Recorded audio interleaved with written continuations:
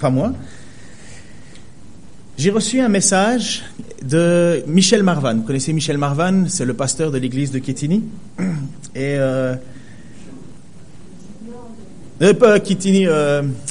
Chenauve, merci beaucoup, l'église de Tabernacle. Et on s'encourage par des messages. Et donc, ce matin, 6h50, j'étais moi-même en train de réviser ma prédication et je reçois ce message et il dit « Étant choisi par Jésus et me laissant aimer par lui, j'ai l'assurance qu'il ne m'abandonnerait jamais. Et toi, y crois-tu pour toi ?» Alors après ça, il dit « Hello Ken, je te souhaite un excellent dimanche, sois béni. » Et c'est exactement le sujet de ma prédication. Et j'étais encouragé par cela, parce que ce sont des sujets, difficiles quelque part. Difficile, pourquoi? On va revenir un petit peu dans ce qui était notre prédication de la semaine passée. Aujourd'hui, j'ai appris ça, quitte ou double. Il y avait un jeu apparemment qui était joué par les enfants et dans ce jeu, à un certain moment, c'était quitte ou double. C'est ou tu gagnes ou tu t'en vas, ou tu doubles ta mise ou tu arrêtes. Je sais plus le nom de ce jeu, n'étant pas né lors de la création de ce jeu, je ne connais pas tous les détails, mais je connais l'expression quitte ou double. Je pense que dans votre vie, vous connaissez cette expression quitte ou double. On était où et on était dans quel contexte? On était dans le contexte où Jésus avait fait ces miracles de transformer avec 5 pains et 2 poissons, d'avoir permis de nourrir 5000 hommes. Donc seulement on sait le nombre d'hommes, mais on ne sait pas le nombre de personnes exactes. Donc on avait hypothétiquement dit entre 15 et 20 000 personnes. Jésus avait demandé à ses apôtres d'aller chercher. Comment ferons-nous pour les nourrir? Et là, ils étaient un peu perdus, ils savaient pas trop comment faire. Même avec 200 pièces d'argent qui représentent 8 mois de salaire, on pourrait même pas nourrir les gens. Et puis André vient avec 5 points de poissons, il dit on n'a que ça. Et à la fin, le miracle s'est produit. Il y a même 12 corbeilles qui sont remplies avec les restes. Le lendemain, donc Jésus quitte, renvoie la foule, renvoie ses apôtres qui dit allez-y déjà de ce côté-là, je vous rejoins. C'est un passage que j'ai pas encore prêché, mais c'est là où les apôtres sont au milieu d'une tempête et où Jésus vient et marche comme un fantôme, marche sur l'eau, puis enfin bref, tout ça c'est encore plus tard, mais vous connaissez ce passage-là. Et Jésus arrive de l'autre côté du lac maintenant, il est à Capernaum, il se trouve dans la synagogue, il enseigne, mais la foule est encore venue. Et Jésus leur a dit, mais vous venez ici parce que vous avez reçu à manger. C'était une autre foule quelque part qui est venue parce qu'ils ont entendu qu'un miracle était là et les gens venaient et accouraient parce qu'ils disaient, Jésus dit, vous venez ici parce que vous avez reçu à manger, vous avez reçu même suffisamment, mais vous n'avez pas compris le sens de mes miracles.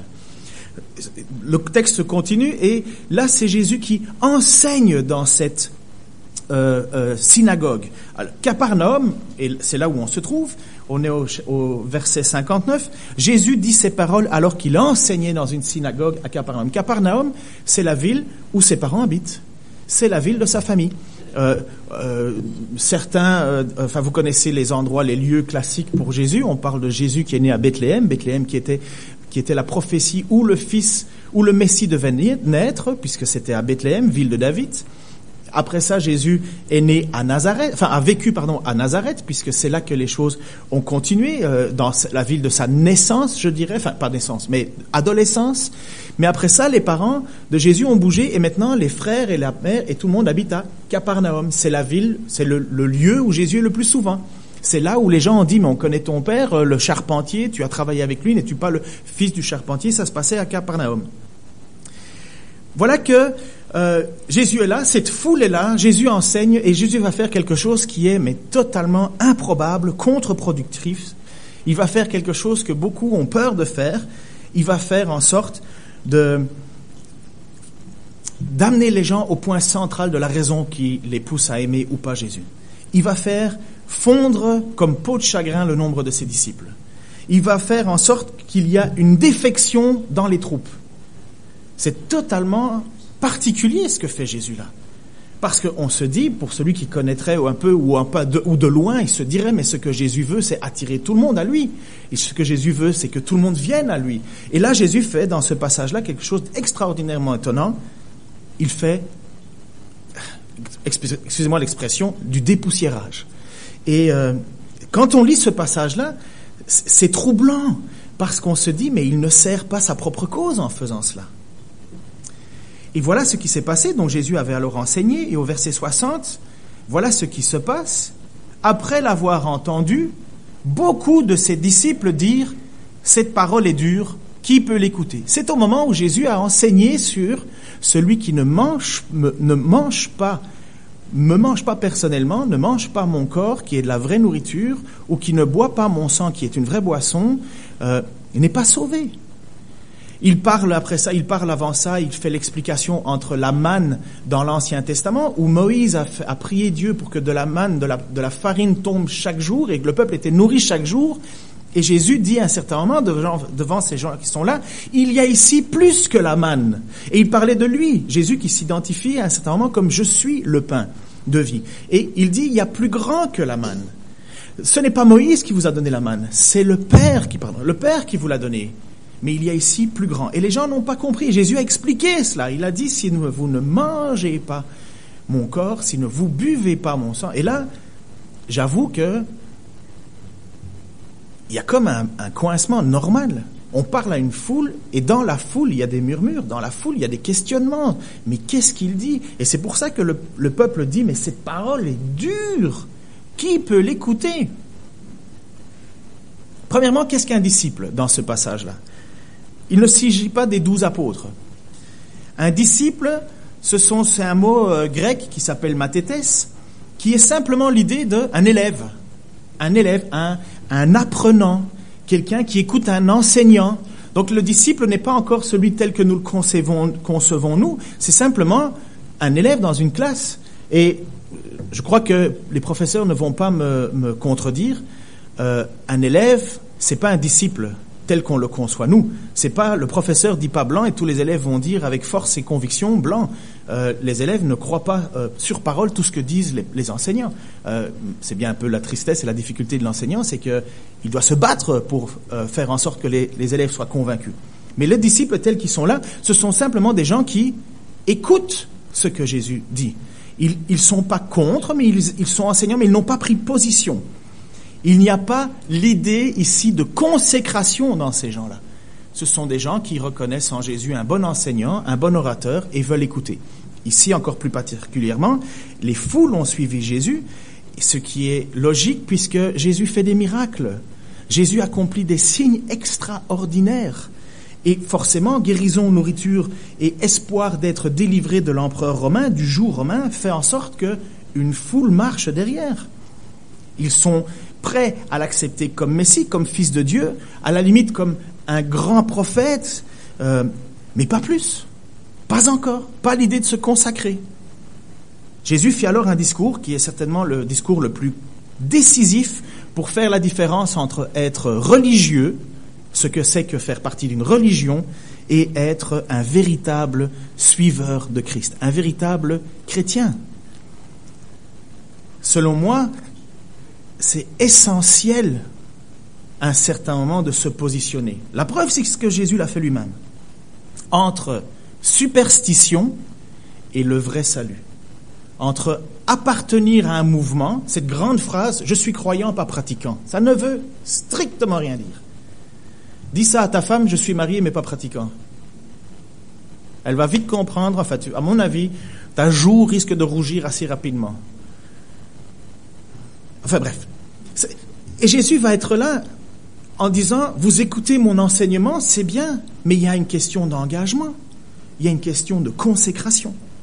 Et Jésus va faire cette chose alors incroyable, il va mettre les gens devant leurs convictions. Et ça, c'est un point particulier dans l'évangile de Jean qui va se passer là. Est-ce que c'est nouveau? Non.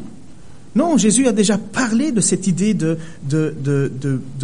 manger, qu'il faut qu'il y ait quelque chose qui rentre en nous. En Matthieu chapitre 4, verset 5, il a dit, et vous le savez, l'homme ne vivra pas de pain seulement, mais de toute parole qui sort de la bouche de Dieu. En Jean chapitre 17, voici ce qu'il dit. Et c'est Jésus qui prie Dieu. Je te demande qu'il soit un, comme toi, Père, tu es en moi, et comme moi, je suis en toi, qu'il soit un en nous, pour que le monde croie que c'est toi qui m'as envoyé. Je leur ai donné la gloire que tu m'as donnée, afin qu'ils soient un, comme toi et moi nous sommes un. Moi, en eux, Donc Jésus à l'intérieur des gens, et toi en moi, qu'ils soient parfaitement un, et qu'ainsi le monde puisse reconnaître que c'est moi et c'est toi qui m'as envoyé, que tu les aimes comme tu m'aimes. Père, mon désir, c'est la prière de Jésus, mon désir est que ceux que tu m'as donnés soient avec moi là où je serai, et qu'ils contemplent ma gloire, celle que tu m'as donnée parce que tu m'as aimé avant la création du monde, c'est-à-dire au ciel. Ce que je désire, c'est que ceux-là viennent au ciel avec moi. Père, toi qui es juste, le monde ne t'a pas connu, mais moi je t'ai connu. Et ceux-ci ont compris que c'est toi qui m'as envoyé. Je t'ai fait connaître à eux et je continuerai à te faire connaître pour que l'amour que tu m'as témoigné soit en eux et que moi-même je sois en eux. C'est exactement ce que Paul, dans l'Épître aux Galates, chapitre 2, verset 20, va dire. Ce n'est plus moi qui vis, c'est le Christ qui vit en moi. Ma vie en tant qu'homme, je la vis maintenant dans la foi au Fils de Dieu, par amour pour moi, qui, par amour pour moi, s'est livré à la mort à ma place. Vous comprenez quand Jésus dit, si vous ne mangez pas mon corps, si vous ne buvez pas mon sang, sous-entendu, si je ne vis pas à l'intérieur de vous, ça ne sert à rien. C'est ce que Paul dit simplement dans Galates. Ce n'est plus moi qui vis, c'est Christ qui vit en moi. L'homme ne se nourrira pas de pain seulement, mais de toute parole qui vient de l'Éternel. Ça veut dire qu'il faut que cette parole, elle rentre en nous, elle habite en nous. Ça veut dire que cette parole, il faut qu'elle nous transforme au point de ne plus être nous. Cette prière de Jésus qui dit « afin que moi-même je sois en eux ». Mais comment on fait pour que Jésus soit en nous? Comment on fait pour la différence entre le fait que je suis un adhérent, quelqu'un qui n'est pas contre les idées de Jésus, et le fait d'être quelqu'un où Jésus vit en moi? Il y a une différence. Il y a une énorme différence. Une tellement grande différence que Jésus veut faire le tri à ce moment-là.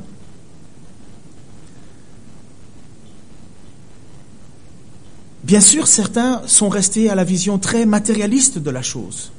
Mais comment je fais pour que Jésus vive en moi? Faut-il le manger? Et quand Jésus a parlé de son corps, les gens certainement ont eu cette idée de cannibalisme. D'ailleurs, à l'époque, je ne sais plus quel empereur a fait en sorte de faire massacrer les chrétiens parce que il les suspectait de cannibalisme. Ces gens qui mangent Christ quand ils se réunissent, et pour lui, il ne voyait pas le côté spirituel. Pour eux, et il n'avait pas été plus loin, mais pour eux, ce sont des gens qui sont fous. Ils mangent leur Christ, ils mangent leur serviteur, ils le mangent. Alors voilà où on est dans ce point-là. Jésus leur dit à certains moments, parce que les gens sont choqués, c'est pourquoi cette parole, elle tombe, en disant, après l'avoir entendu, beaucoup de ses disciples, donc ceux qui étaient enseignés, dire, ces paroles est trop dures, qui peut l'écouter? Et Jésus leur dit ceci. Est-ce que cela vous choque? Est-ce que cela vous choque?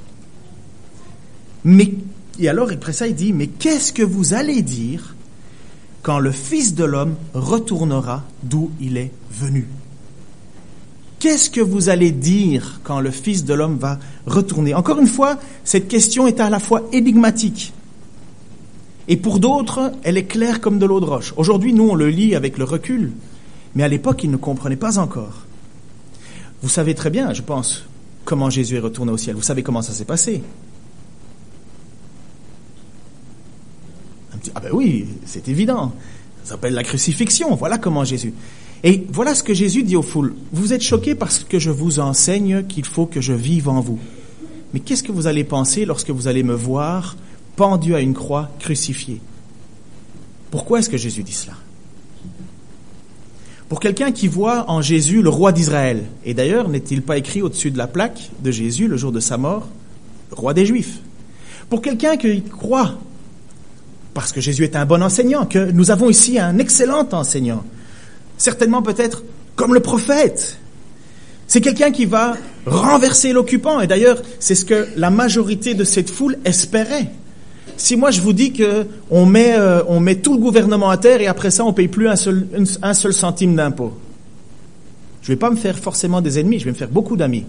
Si on renverse le gouvernement, plus d'impôts, ça veut dire que 50% de votre argent pour lequel vous travaillez revient directement dans votre poche. Et vous avez quelqu'un qui, et d'ailleurs c'est ce que s'appelle la politique, qui vous dit « je vais y arriver, je vais y arriver, je vais y arriver ». Ben vous le suivez. En plus, il parle super bien et en plus, il fait des miracles. Mais vous le suivez. C'est lui qui va renverser l'occupant. Forcément, je veux le suivre. Je veux être un disciple de lui. Je veux être un votant. Et Jésus leur parle maintenant de la croix. Croix qui est juste un scandale. Comment est-ce que tu peux imaginer que l'homme en qui tu mets tous tes espoirs humains va aller finir sur une croix? C'est un scandale. C'est un scandale de dire aux Juifs que le prophète tel que Moïse, qui viendra après, va mourir sur une croix. C'est un scandale. C'est un scandale pour les Juifs d'attendre un Messie qui va mourir sur une croix. C'est un scandale. Et pour les Grecs alors? Pour les Grecs qui vont entendre ça, mais c'est une folie. Eux qui ont des dieux qui s'amusent sur les terres de leur immortalité et qui font plein de choses, mais ils font ce qu'ils veulent, ils sont immortels. Mais c'est une folie de parler d'un Dieu qui mourrait sur une croix volontairement, c'est une folie. Et Jésus leur dit, ça vous choque parce que je vous parle de me manger, mais comment vous allez réagir quand il va y avoir la croix? Comment allez-vous réagir? Alors, honnêtement, comment fait-on pour comprendre, accepter et vivre la vie chrétienne? Comment est-ce qu'on fait pour avoir cette vie éternelle? Comment on fait? Comment on fait pour avoir Jésus en nous, mais sans le manger? Comment on fait? Comment on fait pour que cette parole vienne littéralement habiter en nous et nous transforme? Comment on fait? Et beaucoup de personnes ont posé cette question. Et encore aujourd'hui, beaucoup de personnes nous posent cette question. Mais qu'est-ce que je dois faire? Qu'est-ce que je dois faire pour avoir ce que tu as? C'est la même question que Nicodème a posée un petit peu avant, au chapitre 3, versets 7 et 12. Voici ce qu'il dit, et c'est Jésus qui lui répond. « Ne t'étonne pas que je t'ai dit, il faut que vous naissiez de nouveau. Le vent souffle où il veut, et tu entends le bruit, mais tu ne sais ni d'où il vient, ni où il va. C'est aussi le cas de toute personne qui est née de l'Esprit. » Nicodème reprit la parole et dit, « Mais comment cela peut se faire ?» Jésus lui répondit, « Tu es enseignant en Israël et tu ne sais même pas cette chose-là. En vérité, je te le dis, nous disons ce que nous savons et nous rendons témoignage de ce que nous avons, de ce que nous avons vu. Et vous ne recevez pas notre témoignage. Si vous ne croyez pas quand je parle des réalités terrestres, comment croirez-vous quand je vous parle des réalités célestes? » La réponse de Jésus à la foule et à la foule de ses disciples, des disciples qui sont là, est assez simple dans sa formulation. Et honnêtement, c'est très difficile à saisir, très difficile à comprendre. Sa formulation, elle est simple dans son explication, mais dans l'acceptation, ça tiraille. Elle tend vers une question difficile aujourd'hui encore. Et je ne compte pas forcément l'aborder ce matin. La réponse de Jésus, elle était claire. Voici comment il répondit. Il ajouta, donc parce que les gens disent comment peut-on accepter, comment peut-on entendre un tel discours, il ajouta, voilà pourquoi je vous ai dit que personne ne peut venir à moi si le Père ne lui en a pas donné la possibilité. Personne ne peut venir à moi si le Père ne lui en a pas donné la possibilité. Et qu'est-ce qui s'est passé à ce moment-là? Dès lors, beaucoup de ses disciples retirèrent et cessèrent d'aller avec lui. Mais c'est incroyable. Pourquoi est-ce que Jésus va faire cela? Pourquoi est-ce que Jésus les amène pas un peu plus loin dans la marche avec lui en se disant, ils vont accepter, à force, ils vont être convaincus? Non, Jésus, Dieu fait homme, celui qui connaît le cœur, celui qui connaît les pensées, dit simplement ceci, personne ne peut venir à moi si le Père ne lui en a pas donné la possibilité. Jésus déclare avec énormément d'assurance cela. Lui qui est venu et qui a une mission sur la terre, faire en sorte de sauver l'humanité, de sauver. Je ne suis pas venu pour juger, mais pour sauver, va-t-il dire à Nicodème. Et Nicodème veut saisir cela en disant, mais comment est-ce qu'on fait? Est-ce que je rentre de nouveau dans ma mère ou quoi que ce soit? Non, il faut que tu naisses d'eau et d'esprit. Mais comment cela peut-il se faire? Et alors Jésus lui dit, mais tu es maître en Israël et tu sais pas ça? Et voilà que Jésus répond maintenant. Lui qui est le pain de vie, lui qui est la lumière, lui qui offre sa vie pour le péché comme les péchés qu'on a commis contre Dieu. Il dit, on ne peut pas venir à moi sans que Dieu en soit à l'initiative. Est-ce que c'est nouveau? Est-ce que c'est nouveau? Tout au long de l'enseignement de Jésus, on va retrouver cela. Juste dans notre évangile de Jean, on va voir au verset 37 que Jésus a dit « Chacun de ceux que le Père me donne viendra à moi », on est dans le chapitre 6, « Chacun de ceux que le Père me donne viendra à moi, et je ne rejetterai jamais celui qui vient à moi. » Première initiative, celui que le Père me donne. Au verset 39, il va dire « Et voici ce que veut celui qui m'a envoyé, donc Dieu, c'est que je ne perde aucun de ceux qu'il m'a confiés, initiative de Dieu, mais que je le relève relève de la mort au dernier jour. » Verset 44. « Personne ne peut venir à moi si le Père qui m'a envoyé ne lui conduit. Et moi, je le relèverai de la mort au dernier jour. » Et verset 65. « Voilà pourquoi je vous ai dit, personne ne peut venir à moi si le Père ne lui en a pas donné la possibilité. » Voilà pourquoi tout le monde n'accepte pas le message. Voilà pourquoi Jésus, à un certain moment, leur dit « Ce que vous cherchez, c'est terrestre. Vous cherchez simplement quelqu'un qui va améliorer votre condition. Vous ne cherchez pas celui qui va sauver votre âme. »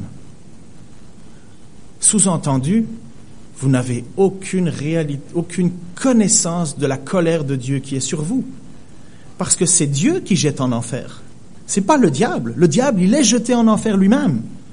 C'est Dieu qui, à un certain moment, dit « J'ai tout fait pour que vous puissiez être sauvés de ma propre colère parce que vous n'avez jamais voulu m'obéir. » Et certains ne veulent pas entendre parler de cela.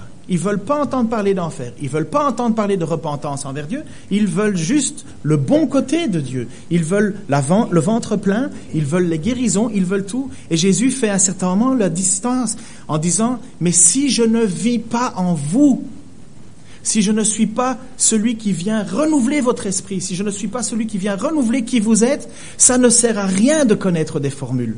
Ça ne sert à rien. Ça ne sert à rien. » C'est pour ça que Jacques peut dire avec assurance, « Tu dis que Dieu existe, très bien, les démons aussi. » C'est pour ça que je vous dis, être croyant sans pratiquer n'a aucun sens. Un croyant, ça pratique. Pourquoi? Parce qu'un croyant n'est plus ce qu'il était. Il est une nouvelle création, une nouvelle créature. Ce n'est plus moi qui vis, dit Paul. C'est Christ qui vit en moi. Et c'est pas que Paul qui doit dire ça. C'est tout le monde. Le jour où on va être devant Jésus, il va nous dire, viens, rentre bon et fidèle serviteur, parce qu'il nous connaît. Et il y en a d'autres qui vont dire, mais nous avons fait des miracles, nous avons fait des prophéties en ton nom. Nous avons même guéri en ton nom. Et Jésus va avoir cette audace de dire, arrière de moi, vous qui commettez l'iniquité, je ne vous ai jamais connu. Mais c'est effrayant et à la fois tellement juste. Je ne peux pas inventer une vie chrétienne avec Dieu. Je ne peux pas être sauvé par des actions. Je suis sauvé par ma relation intime avec lui. Parce que je dis à Seigneur, viens prendre ma vie. J'ai perdu le contrôle devant Dieu. Je ne sais pas réussi à vivre ma vie comme Dieu le voulait. J'ai été pécheur. Depuis ma naissance, le péché est dans ma vie, dit David. Qui pourra me sauver? Mais c'est Christ qui sauve. Et non pas parce que j'essaye de négocier avec Jésus-Christ. C'est parce que j'ai dit, ma vie ne vaut rien, elle est condamnée. Si Christ ne vit pas en moi, je suis condamné. Voilà ce qu'est la nouvelle naissance. Et ça, qui peut le décider? Si ce n'est Dieu. Si ce n'est Dieu, personne ne peut venir à moi si le Père ne lui a pas envoyé. Je ne peux pas faire autre chose que prêcher ce texte, même si c'est comme marcher dans un mur avec du papier émeri. Je ne sais pas comment on appelle ça ici, papier sablé. D'abord, il y a le gros numéro, là, puis après ça devient de plus en plus fin. Et j'ai l'impression, quand on lit ce texte, que ça nous enlève toutes sortes de certitudes dans notre vie. Ça nous enlève toute l'imagination, toute la possibilité de croire que que Dieu nous est redevable que de quelque chose. Non. La seule chose que je suis redevable, c'est de dire à Seigneur, tu m'as fait la grâce de croire en toi. Tu m'as donné la grâce, tu m'as fait la grâce de croire en toi. Suite donc à cet enseignement, la foule le quitta. Le texte laisse supposer, et là j'ai pas de certitude dans ce que je vous dis, mais le texte laisse supposer que c'est toute la foule qui partit. Puisque quelques minutes après, ou en tout cas directement après, Jésus se tourne vers ses apôtres et va leur dire, et vous voulez aussi partir? Alors, je ne peux pas affirmer que toute la foule, tous les gens qui étaient là sont partis, mais Jésus a fait partir par ses paroles la foule. Vous savez, c'est ça l'important de lire l'Écriture. Bien souvent, on prête à Jésus des choses qui ne sont pas vraies, mais que ça a l'air beau. Ah, Jésus faisait venir avec les foules à lui et il faisait pas de différence. Non, non, non. J'ai tout à fait raison avec ça. Mais à un certain moment, Jésus dit, j'ai une mission et si tu ne la comprends pas, le sens de mes miracles, ma mission ne te sert à rien. C'est ce qu'il a dit lui-même. Et vous savez ce qui est triste aujourd'hui. Et j'aime énormément écouter des prédications à gauche, à droite. J'aime ça parce que je ne suis pas infaillible, parce que je me trompe, parce que je fais des erreurs, et j'aime être encouragé et enseigné par les gens de l'extérieur aussi. De toute façon, je crois que tout prédicateur ou tout enseignant, tout pasteur doit continuer à se former, continuellement. Il y a des fois où on est rassuré de ce qu'on croit, et il y a des fois où on est remis, où on est repris de ce que l'on croyait. Mais combien de prédicateurs évitent de parler de l'enfer, évitent de parler de la condamnation, évitent de parler de la repentance, mais vous parleront sans cesse de ce que Dieu promet comme miracle, mais ne feront jamais autre chose de parler de la colère de Dieu. Ils ne le feront pas. Pourquoi? Parce que ça va faire exactement ce que Jésus a fait. Ça va faire fuir. Et vous savez, il y a beaucoup d'églises que je connais, c'est des machines. Hein? C'est des machines. Et à un certain moment, on a trouvé le moyen de faire venir du monde, et c'est vrai. Et à un moment, on est coincé. On est coincé parce que si je prêche cela, le monde s'en va. Et si le monde s'en va, la machine s'arrête. Si la machine s'arrête, et je vous assure que c'est une réalité. Je vous assure que c'est une réalité. Et il faut malheureusement accepter que c'est une réalité que Jésus lui-même a fait. Alors, attention, faisons la différence entre condamner celui qui arrive et qui cherche Dieu parce que Dieu a touché son cœur et nous l'accueillons sans aucune difficulté. Viens, parce que le Seigneur a travaillé dans ta vie. Mais à un certain moment, le message, ce n'est pas faire en sorte que tout le monde vienne pour recevoir un Jésus-Christ qui, au final, ne les sauvera pas parce que Christ n'habite pas en eux. Et vous savez, je dis ça, mais avec crainte et tremblement, hein. Parce que mon plus grand désir, c'est de voir l'Église pleine. Ça, c'est le désir de tout prédicateur, avec à la fois certainement une volonté de réussite personnelle.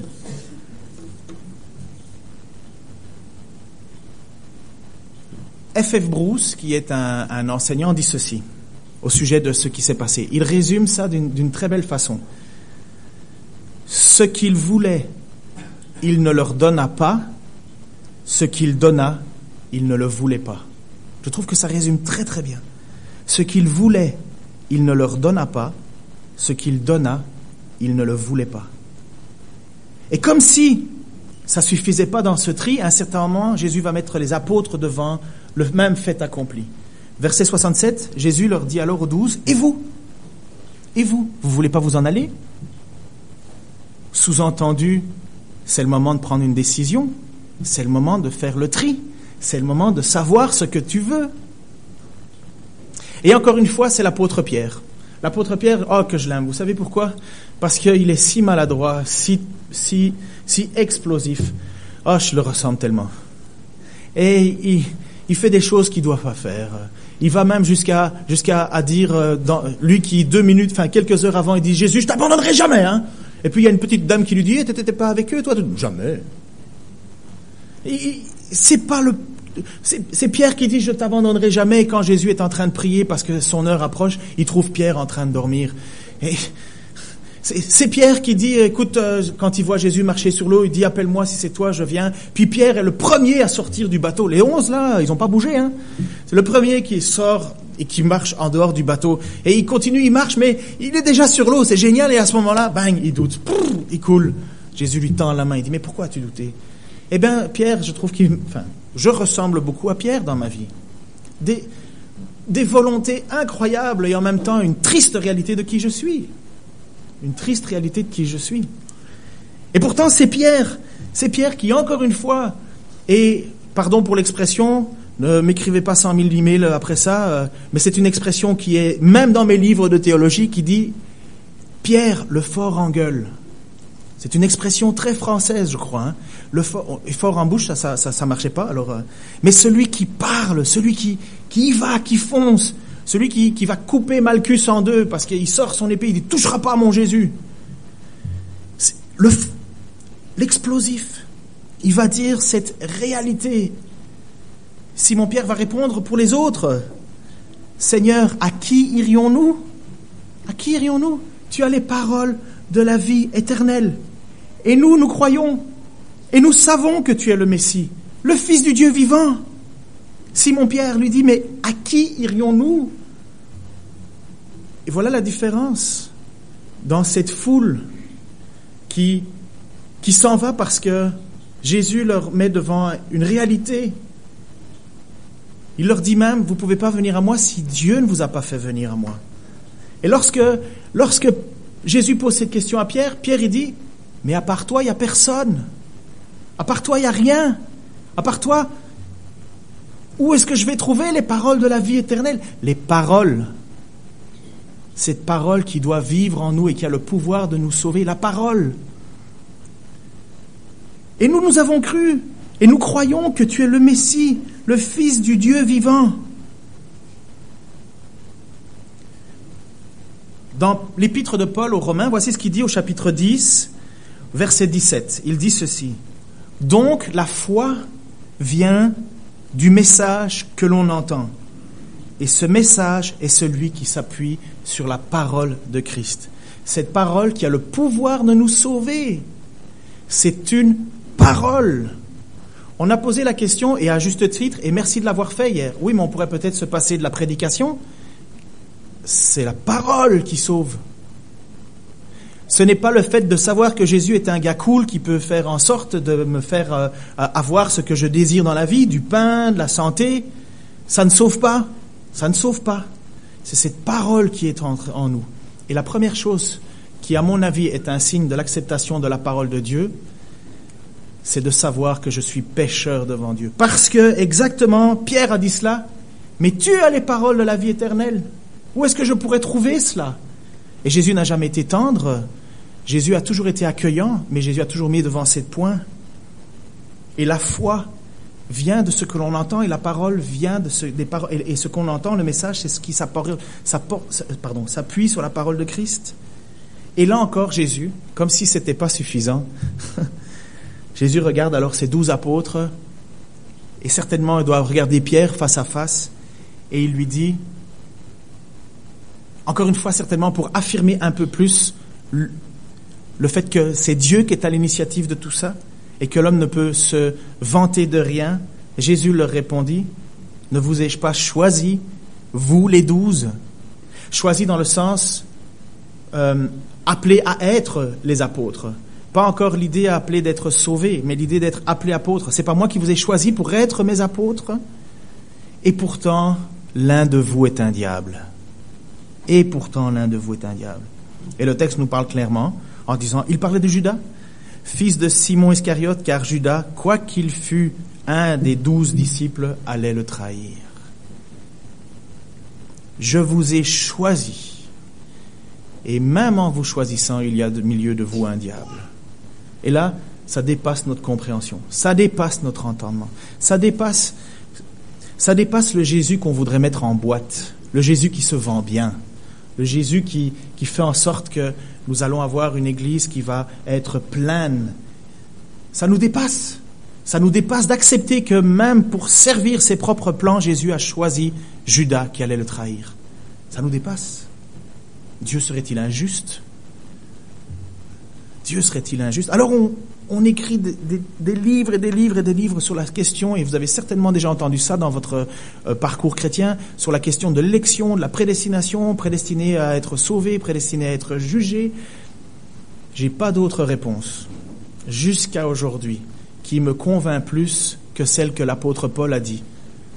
Nous qui sommes le pot, face au potier, qui décide de faire avec de l'argile ce qu'il veut, entrerions-nous en contestation avec ce potier ? J'ai pas de réponse.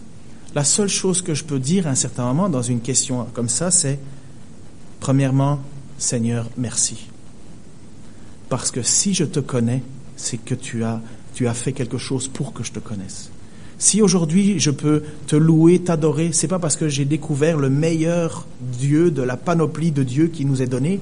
C'est pas parce que j'ai choisi le meilleur Jésus. Si je te connais tel que je te connais aujourd'hui, c'est parce que tu as décidé de te faire connaître à moi. Est-ce que je le méritais? Certainement pas. Comme quelqu'un l'a prié, je ne sais pas, il l'a dit justement, nous étions morts, nous étions étrangers, nous étions loin, et pourtant Dieu nous a fait la grâce de rentrer dans notre vie. Je ne peux pas l'expliquer plus, je ne peux pas le comprendre plus. Mais c'est la raison pour laquelle, et ça je sais que c'est toi Denise qui l'a prié ce matin, nous prions pour que Dieu intervienne dans la vie des gens. Je ne sais pas qui Dieu a choisi ou pas choisi, et ça ne me regarde en rien. Ce que je sais, c'est que Dieu a encore un peuple nombreux qui se cherche, parce que Dieu n'a pas fini d'appeler, et parce qu'il y a des gens qui vont répondre oui à son appel. Pourquoi? Pas parce que nous avons la meilleure façon d'appeler, parce que Dieu a appelé. Alors nous avons après ça à accueillir les gens, parce que Dieu les a appelés, comme il nous a appelés. Et après ça, on se joint à la communauté de ceux qui lèvent leur voix et qui rendent gloire à Dieu. Mais la question qui est là et qui nous est posée ce matin, et vous? Voulez-vous continuer à me suivre? Et qu'est-ce qu'on répond? Et qu'est-ce qu'on dit à cela? Et moi j'ai un très beau chant, pas maintenant, mais peut-être que vous avez entendu « Seigneur, à quel autre ?» Seigneur, à quel autre irions-nous qu'à toi? Tu as les paroles de la vie éternelle. Et nous avons su et nous avons connu que tu es le Christ, le Fils du Dieu vivant. Je ne l'ai pas trouvé dans les Célébrons Dieu, je ne l'ai pas trouvé dans les ailes de la foi, je ne l'ai pas trouvé. Je sais qu'il existe, mais donc j'ai trouvé une vidéo qui amène ce chant. Et je crois que je vais même pas prier après ce moment. Je voudrais que d'un seul cœur, si honnêtement vous avez cette certitude qu'il n'y a rien d'autre que Jésus-Christ, qu'il n'y a personne d'autre qui peut donner les paroles de la vie éternelle. Si vous avez cru que Jésus est le Messie, le Fils du Dieu vivant, chantez-le d'une seule voix. Pourquoi? Parce que c'est ce qu'on chantera au ciel. Pas parce qu'on est meilleur que les autres, mais parce que parce que Dieu, dans sa grâce, nous a fait rencontrer Christ. Vous ne le connaissez pas encore Jésus? Priez. Seigneur, touche mon cœur, touche mon âme, touche ma personnalité. Je veux te connaître, révèle-toi à moi. Touche mon cœur. Et comme on a prié pour d'autres, et comme on continue à prier, Seigneur, touche le cœur des personnes qu'on aime, touche le cœur de ma famille, de mes amis, touche leur cœur, Seigneur. Fais quelque chose pour que quand ils entendent cette parole, ils puissent la déclarer. À qui irions-nous d'autres? Tu as les paroles de la vie éternelle. Alors je vous en prie, on va se lever pour ce chant. On va le chanter ensemble. Et si vous le croyez, chantez-le plus fort que vous l'avez jamais chanté.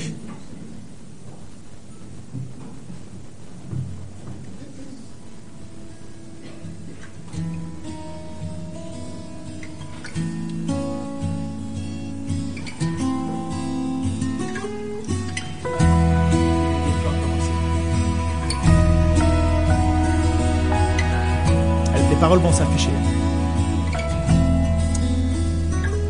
Seigneur, à quel autre irions-nous qu'à toi? Tu as les paroles de la vie éternelle, et nous avons cru, et nous avons connu que tu es le Christ, le Fils du Dieu vivant.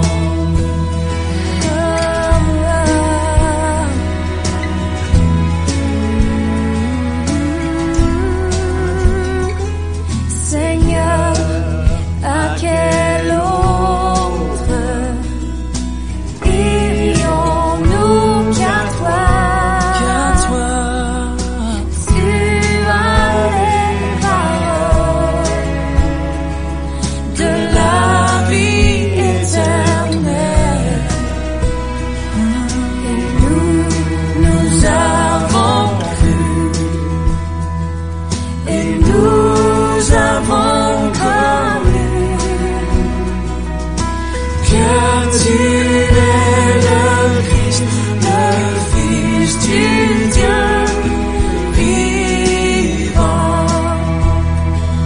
Et nous avons cru, et nous avons connu que tu es le Christ, le Fils du Dieu vivant. Nous avons dit exactement la même chose que l'apôtre Pierre devant Jésus qui se tenait debout devant lui. Tu as les paroles de la vie éternelle. Seigneur, je te prie que tu touches le cœur de ceux qui ne te connaissent pas encore, que tu leur révèles qui tu es. Seigneur, je te remercie pour tous ceux dont qui tu vis en eux. Tout cela n'est qu'une grâce, Seigneur. C'est une grâce, Seigneur. Et oui, tu as ces paroles de la vie éternelle. Je te prie que ces paroles continuent à travailler notre vie, travailler notre cœur, Seigneur. Merci de nous avoir appelés et d'avoir formé cette Église. Merci d'avoir appelé et d'avoir formé ton Église un peu partout, Seigneur. Donne-nous d'être un en toi, Seigneur. Donne-nous d'être un comme toi, tu es un avec ton Père. Donne-nous, Seigneur, de vivre et de transformer et que nous puissions dire de plus en plus dans nos vies, ce n'est plus moi qui vis, c'est Christ qui vit en moi. Seigneur, j'en suis incapable si tu n'interviens pas dans ma vie. Mais c'est mon désir. C'est mon désir, Seigneur, parce que à qui irions-nous d'autres? Seigneur, merci de t'être révélé. Touche notre cœur encore cette semaine. Que nous puissions, Seigneur, répondre aux questions de ceux qui s'interrogent, de ceux qui veulent savoir pourquoi nous avons cet espoir. Donne-nous, Seigneur, de pouvoir délier nos langues et dire, mais parce qu'il a les paroles de la vie éternelle. Voilà pourquoi nous le suivons. Seigneur, merci de nous transformer, de nous en donner plus d'assurance encore.